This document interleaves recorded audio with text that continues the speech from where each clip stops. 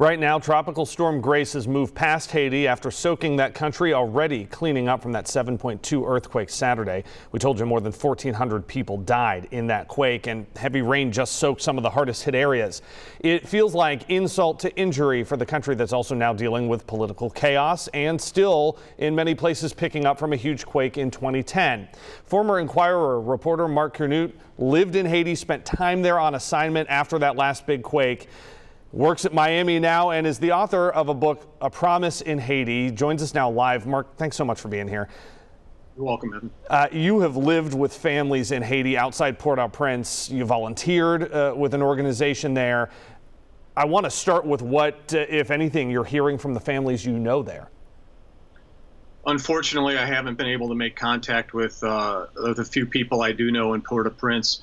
Most of the people I do know are farther up the west coast in Gonaive. I haven't actually traveled to the area that was hit on Saturday.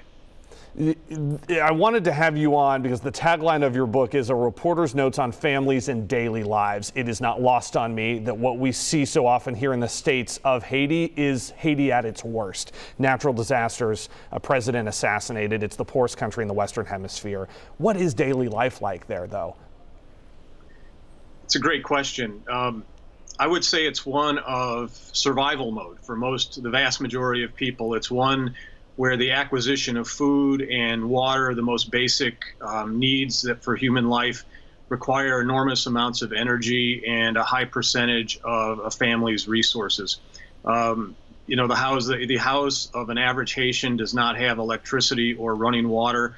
The water source and most of the water is contaminated that people are forced to drink. It's the most water impoverished nation in the world by UN measures. So daily life is very hard. It's, again, a survival mode, a present orientation, not one of future orientation or of planning.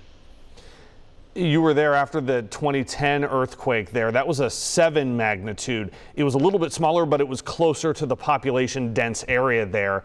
But I think we're going to see this shake out similarly in terms of devastation. What did you see in your time on assignment there in 2010?